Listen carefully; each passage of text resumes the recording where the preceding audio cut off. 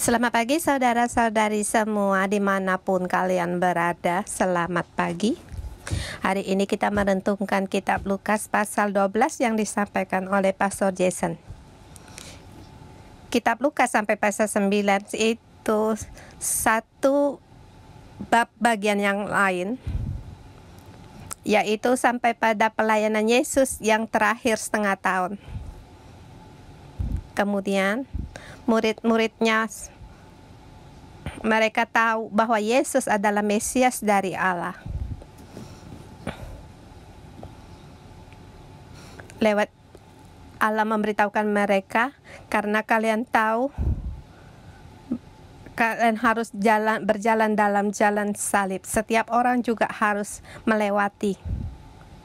Kemudian setelah salib ada kemuliaan yang dikatakan di pasal yang ke-9.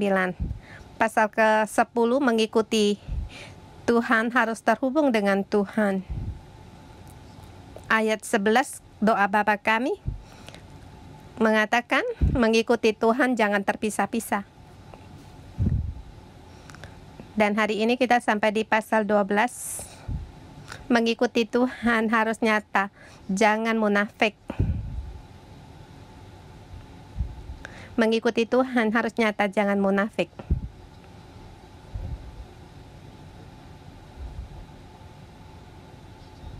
Di ayat pertama dikatakan, sementara itu beribu-ribu orang banyak telah berkerumun sehingga mereka berdesak-desakan. Lalu Yesus mulai mengajar, pertama-tama kepada murid-muridnya, katanya, waspadalah terhadap ragi, yaitu kemunafikan orang Farisi.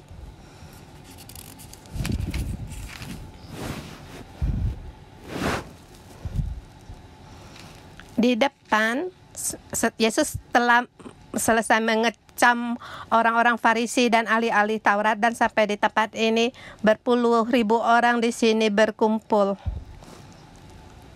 Mungkin dicatat dalam Alkitab, orang yang mengikuti Yesus dalam jumlah yang paling banyak. Pelayanan yang sangat berkembang, bukan? Begitu banyak orang mengerumuni Yesus. Puluhan ribu orang di tempat kita berpuluhan kali lipat, sampai pada keadaan saling berdesak-desakan.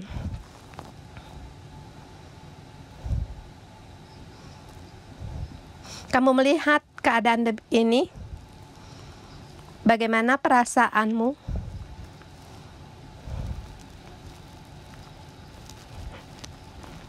Kita baru saja konferensi Pohon Kehidupan 2.400 orang sangat gembira. Kalau 24.000 orang 10 kali lipat. Di tempat ibadah Mesisi Set Fulai penuh, harus ditambah 10 kali lipat lagi. Dalam keadaan yang demikian. Dan apa yang kamu lihat? Dan apa yang Yesus lihat? Yang Yesus lihat adalah orang-orang ini datang untuk karena Dia. Kalau kita ke luar negeri naik pesawat itu KKR, itu sangat merindukan. Saya pernah mengikuti KKR 9 hari. Tinggal di hotel. Renungan pagi jam 5 sampai jam 10 malam. Yang datang dari beberapa negara. Sangat baik, bukan? Tetapi waktu Yesus mereka saling berdesak-desakan,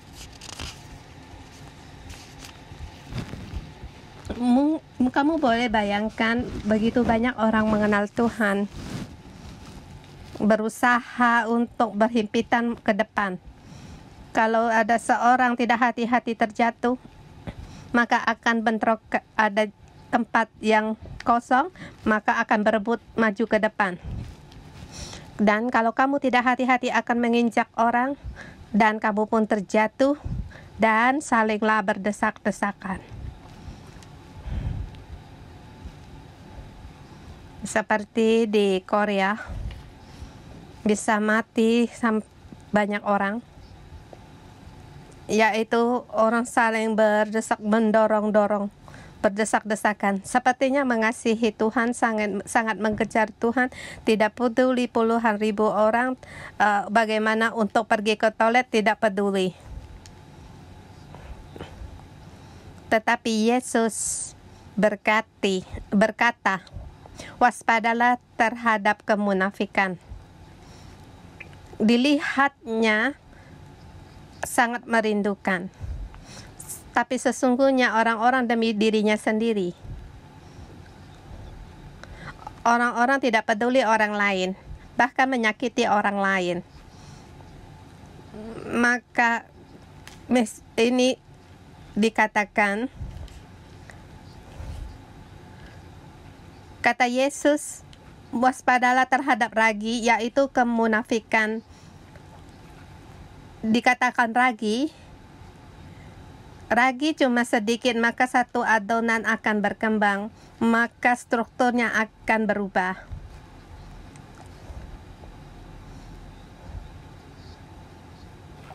Ragi ini adalah kemunafikan. Di dalam satu perkumpulan ada orang yang mulai berpura-pura dan akan mempengaruhi orang lain, sampai akhirnya satu perkumpulan akan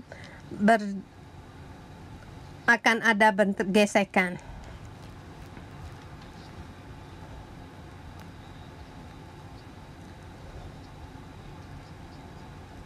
Ada orang datang di gereja 611 mendengar kesaksian saudara-saudari.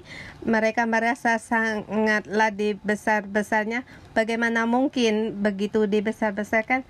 Kami dulu gereja juga tidak ada perkara demikian. Dan gereja 611 mengaku dosa sangatlah dibesar-besarkan. Kami setiap orang melihat tidak begitu baik. Tidak tahu apakah gereja 611 dipenuhi orang berdosa, dipenuhi dengan orang-orang berdosa.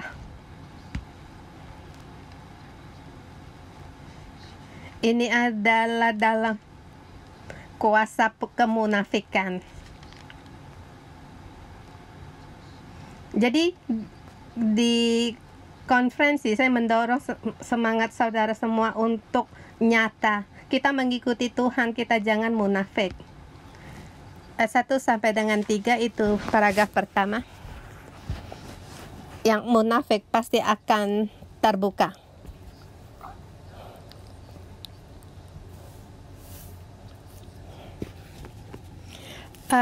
Kemunafikan itu adalah peperangan.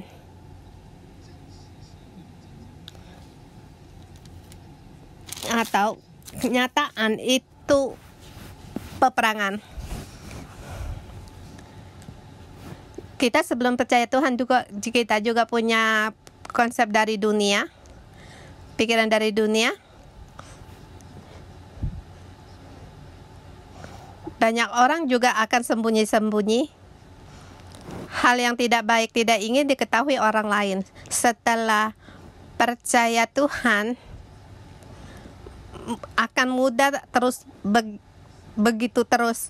Jadi kita merasa harus benar, tetapi itu palsu. Asalnya tidak mau berbuat demikian, tetapi sampai di tempat ini semuanya melihat hampir sama saja. Jadi aku pura-pura.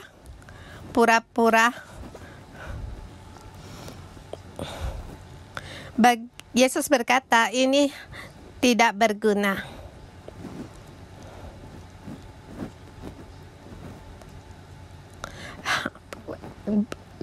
Yang kamu lakukan dengan tersembunyi-sembunyi pasti akan ketahuan. Bagi orang banyak, saya merasa kita harus sadar hal ini. Kemunafikan, apakah itu aman? Kemunafikan agak gampang.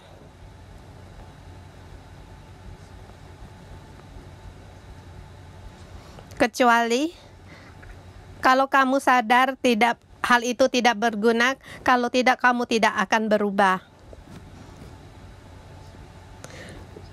Yesus berkata, di awal mengatakan bahwa kemunafikan akan ketahuan.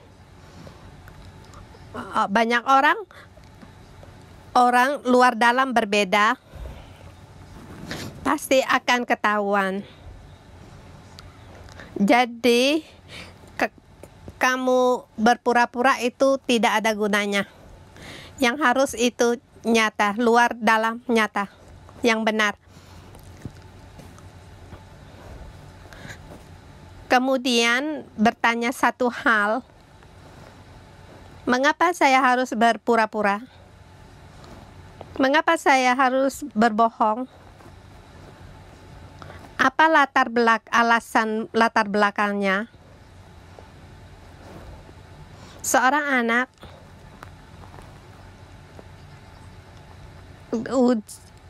dia ujian hasilnya tidak baik, mengubah nilai beritahu pada orang tuanya. Dia takut kena marah, takut kena pukul. Jadi dia harus berbohong. Jadi kemunafikan akarnya dimulai dari ketakutan. Dan harus meraba diri sendiri, mengapa diri harus munafik? Takut. Jadi ayat 4 sampai dengan 12. Harus takut akan Tuhan, jangan takut pada iblis. Harus takut akan Allah, jangan takut sama iblis.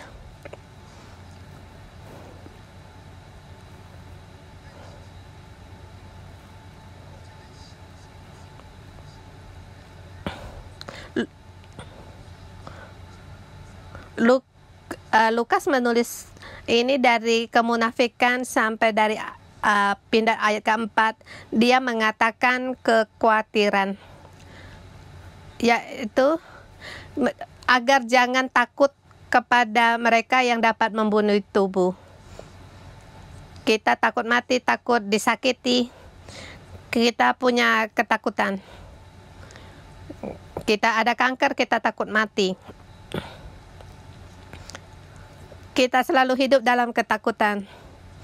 Tapi Yesus berkata, kamu jangan takut semua ini. Yang harus kamu takut yaitu setelah membunuh mempunyai kuasa untuk melempar orang ke dalam neraka. Saya beritahu kamu hal ini. Sesungguhnya aku berkata kepadamu, takutlah dia. Kemunafikan disertai dengan ketakutan. Ketakutan juga punya lawan. Yesus berkata, kamu harus takut Allah, jangan takut iblis. Kemudian, walaupun kamu takut akan Tuhan, tetapi kamu harus tahu Tuhan sangat mengasihimu. Maka dikatakan kita dibandingkan dengan burung pipit lebih berharga. Bagaimana kita mengatasi ketakutan? Yaitu kita harus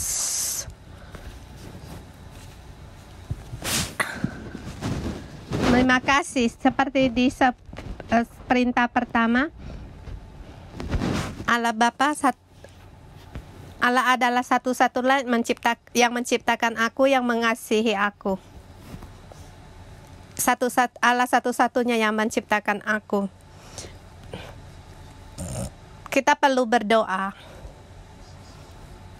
Saya ada satu pastor berbincang dengan seorang pastor sekitar 70-an umurnya. Dia mendapati terobosan. Dia dari kecil hingga orang Kristen dan juga pastor. Rupanya dia tidak tahu kalau Allah Bapa mengasihi dia. Kemudian dia mengalami terobosan, dia baru merasakan Allah Bapa Surgawi sangat mengasihi dia. kita merasa tidak orang mengasihi kita, kita akan takut. Jadi kalau kita harus mengalahkan kemunafikan, yang harus kita atasi terlebih dahulu adalah ketakutan. Ketakutan harus kita atasi.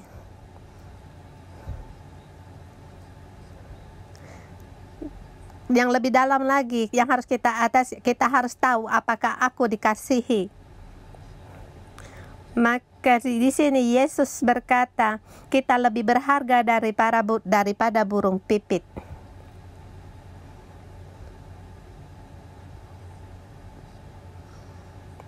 Kita akan takut mati, takut bahaya.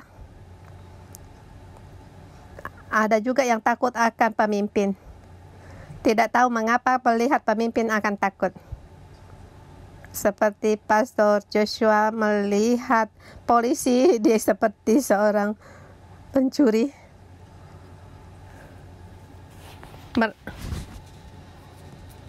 Karena dia masa kecil pernah dibawa di kantor polisi. Menghadapi pemimpin atau bos atau petugas, kita akan takut.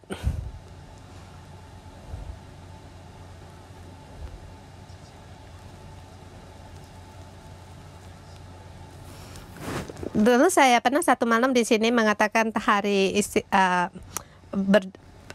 penghiburan, dan ada beberapa staf gereja, orang yang datang, pejabat datang.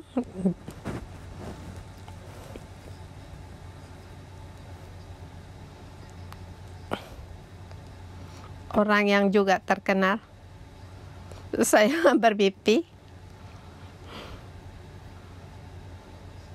Saya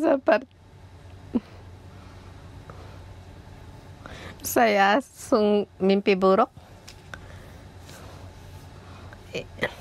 Ini ketakutan yang lain. Jadi demi untuk agama atau kepercayaanmu, sampai kamu menghadap para majelis atau pemerintah, kamu jangan takut, sebab Roh Kudus akan mengajarmu apa yang harus kamu katakan. Menghadapi pemimpin, bersarap pada Roh Kudus. Ayat 13-21. Kemudian, mengapa orang bisa munafik? Pertama, karena takut, karena harus berpura-pura sepertinya dia suci, sepertinya ada rupa Allah. Takut orang tidak menerima dia, jadi dia harus berpura-pura. Datanglah ketakutan, dan kemudian karena serakah. Orang Farisi akan mengambil harta para janda karena takut dan serakah.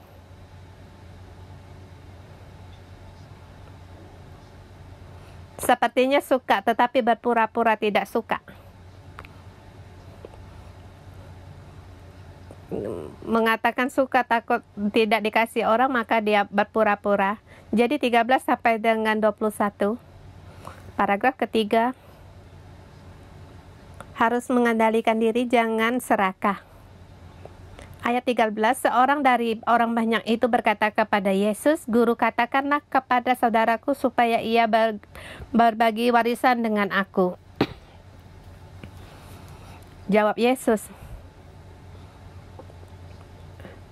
saudaraku, siapakah yang telah mengangkat aku menjadi hakim atau pengantara atas kamu?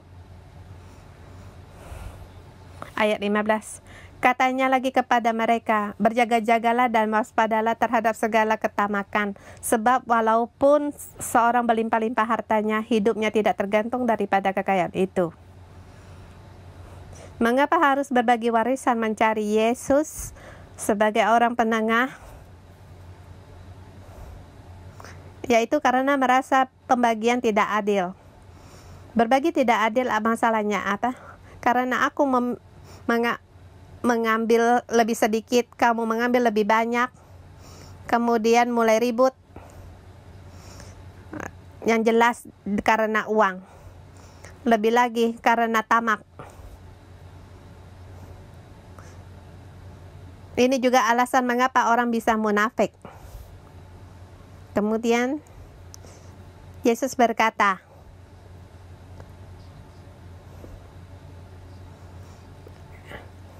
kita harus berjaga-jaga dan waspada, artinya kita harus mengendalikan diri, kita jangan serakah, kita jangan tamak.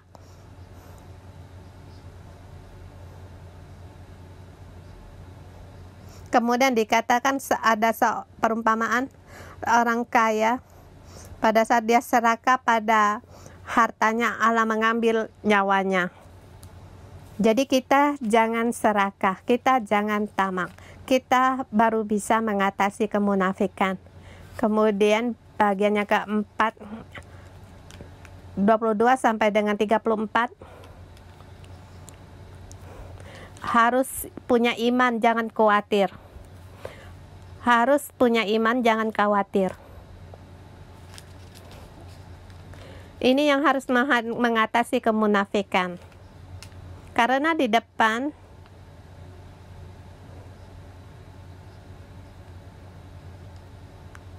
yang orang utamakan mengumpulkan harta.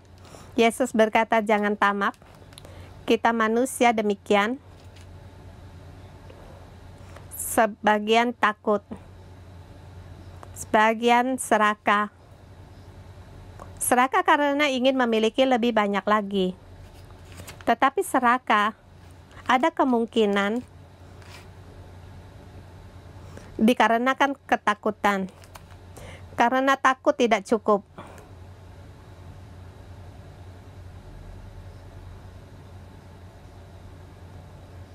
Jadi takut tidak cukup sehingga timbullah ketamakan.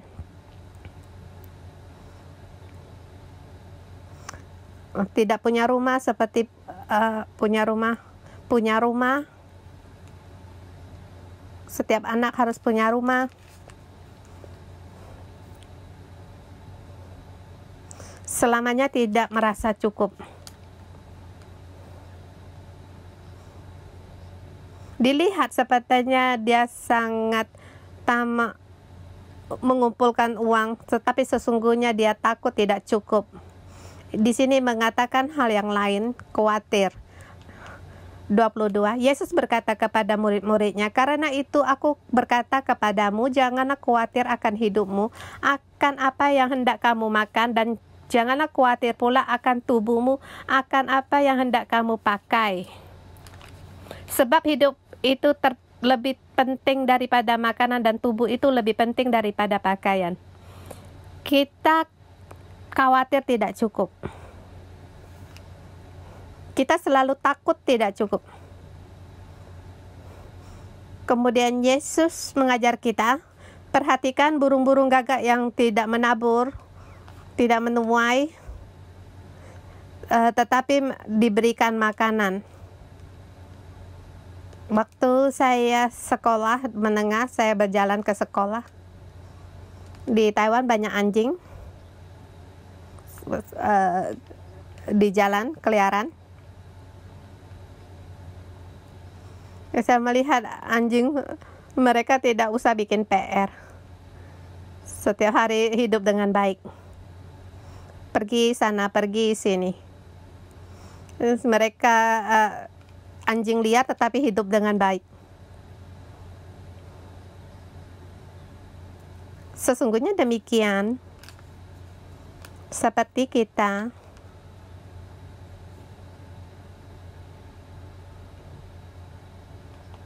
Pak Saudara menanam banyak di bunga-bunga di taman. Iya, memang pernah gagal.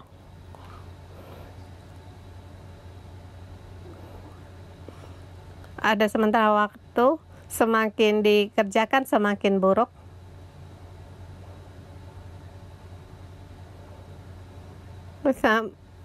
Mudah sekali ada satu buah, tetapi tidak hati-hati buahnya jatuh. Tapi kita heran, yang di luar tidak ada orang yang menanam, yang merawat, tetapi dia bisa tumbuh dengan baik. Tidak ada yang peduli, tetapi hidup dengan baik. Sungguh, Bapa Surgawi memelihara langit dan segala isi alam semesta. Kita lebih berharga daripada burung pipit. Kita harus percaya Bapa Surgawi akan memelihara kita. Karena merasa khawatir. Kekhawatiran itu akan membuat kita melakukan banyak perkara, kecuali kita bisa mengatasi. Kita khawatir tidak punya makanan dan dipakai. Yesus berkata, sampai bunga-bunga di liar pun Tuhan memelihara. Jadi kita harus punya iman, jangan khawatir. Terlebih lagi khawatir itu tidak ada gunanya.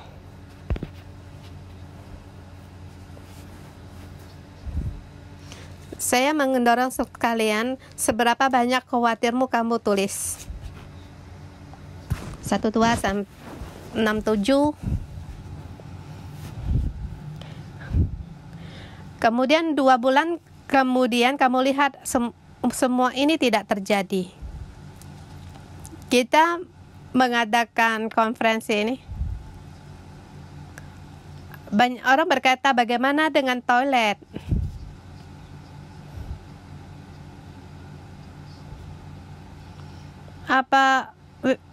Toilet apa bisa menampung dengan 2.400 orang untuk pakai? Dengannya memang ada alasan.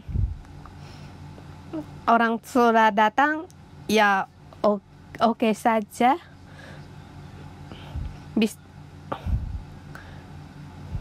Jadi kita tahu walau khawatir itu tidak ada gunanya. Banyak perkara karena kekhawatiran itu tidak ada gunanya. Tubuh menjadi gemuk, sangat khawatir, ada gunanya. Ada rambut beruban, khawatir, ada gunanya, tidak berguna.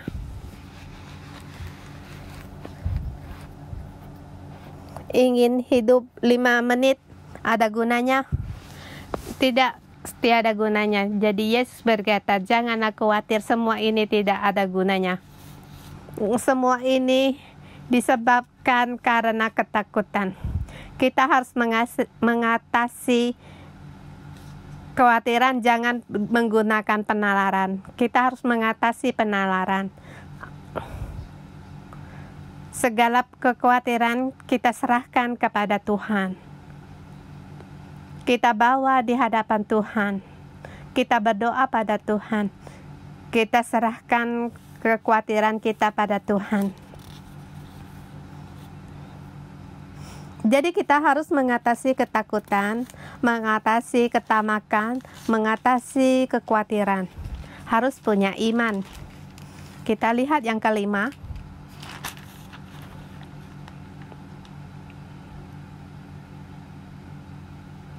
Dengan demikian semua bisa menghancurkan kuasa kemunafikan.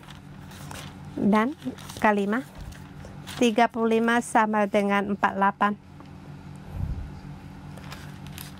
Harus berjaga-jaga menjadi hamba yang setia dan yang berpengetahuan. Harus berjaga-jaga menjadi hamba yang setia dan berpengertian. Kita menjadi orang yang nyata, itu satu peperangan. Kita dari kemunafikan, dari menjadi yang nyata, harus mengatasi keserakahan kemunafikan, dan juga harus terus bertahan, harus berjaga-jaga seperti seorang hamba menanti tuannya pulang. Terlebih lagi dia tuan rumah, hamba, sebab kamu tidak tahu kapan tuannya akan pulang.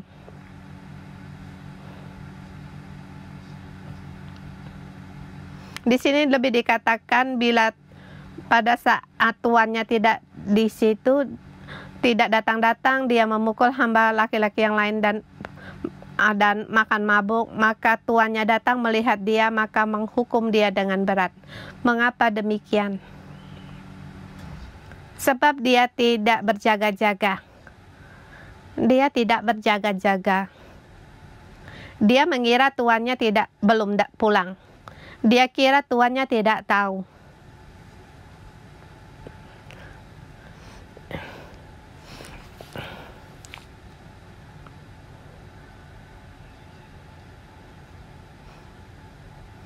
Barusan saya melihat satu perkata, ada alasan. Dikatakan pada seorang saat dia sendiri baru punya dirinya yang sejati.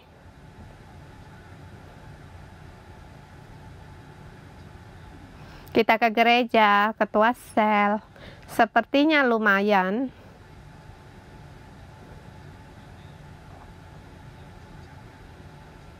Kamu pun melihat aku tidak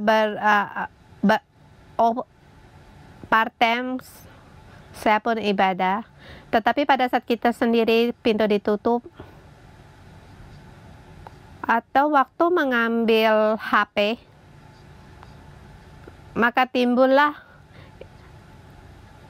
kita yang sesungguhnya. Yang harus kita hadapi kita yang sesungguhnya.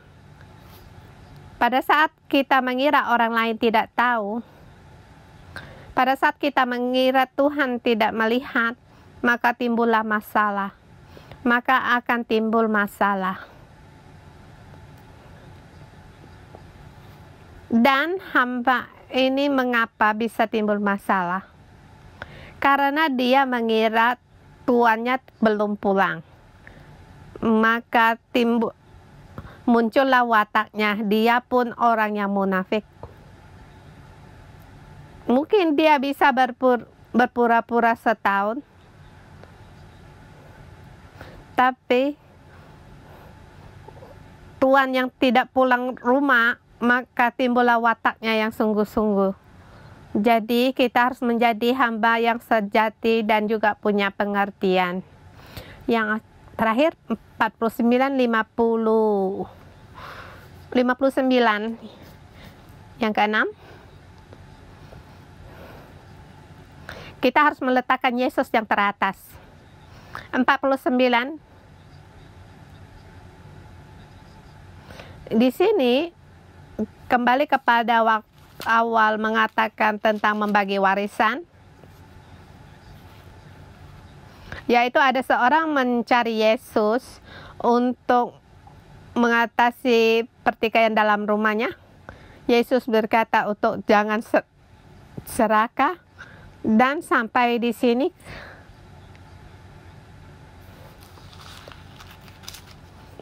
karena kamu nyangka aku datang untuk membawa damai di atas bumi? Bukan.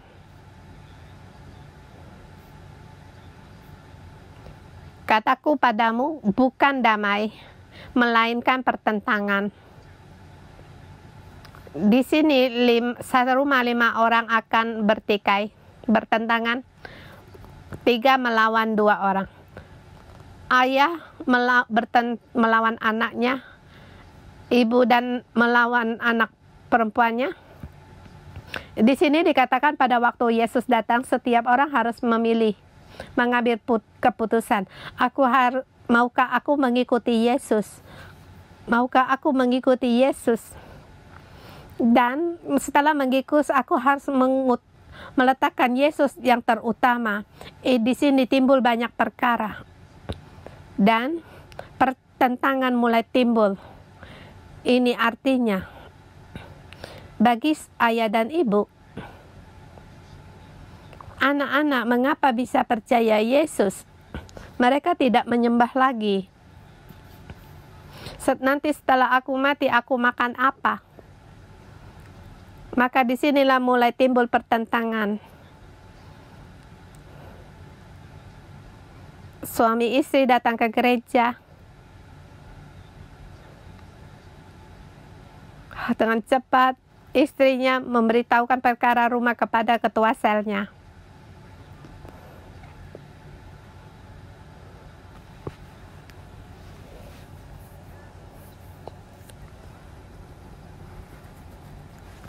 Maka di sini timbul banyak perkara. Semua harus mengambil keputusan. Apakah Yesus yang utama?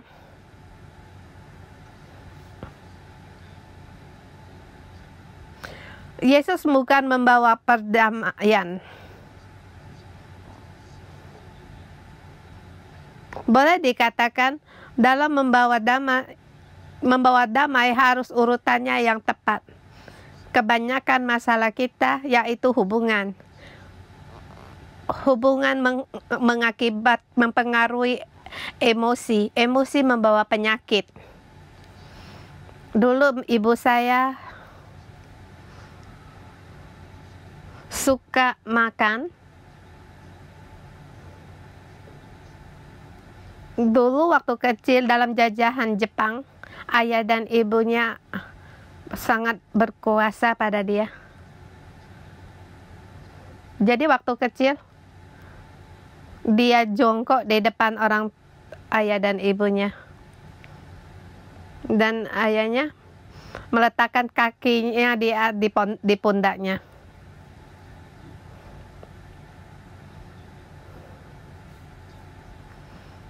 Jadi kaki orang dewasa berbicara, kedua kakinya disangga di atas pundak putrinya.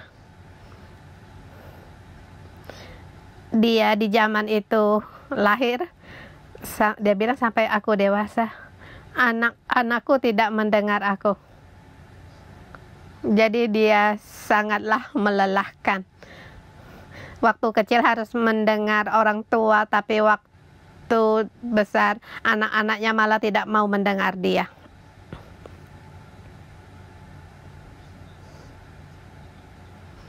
Yaitu nilai zaman terus berubah. Dan juga keagamaan membuat kita perubahan dalam urutan. Dulu seperti waktu kita belum percaya Tuhan, kita meletakkan ayah dan ibu yang utama. Setelah percaya Tuhan, ayah dan ibu di urutan kedua. Setelah menikah, orang ayah dan ibu di urutan ketiga, karena pendamping di urutan kedua. Sampai pada punya anak, orang tua, ayah dan ibu di urutan keempat.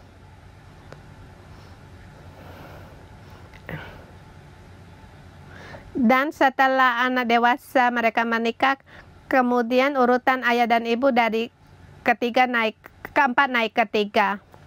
Hubungan dalam terus berubah. Banyak orang tidak mengerti. Dalam perubahan mereka merasa sangat menderita dan akan ada pertentangan. Jadi dalam Alkitab memberitahukan harus mendahului urutan yang demikian. Dari lahir, kalau kamu dari lahir sampai tua, kamu meletakkan ayah dan ibumu di urutan pertama, istrimu pasti akan menderita.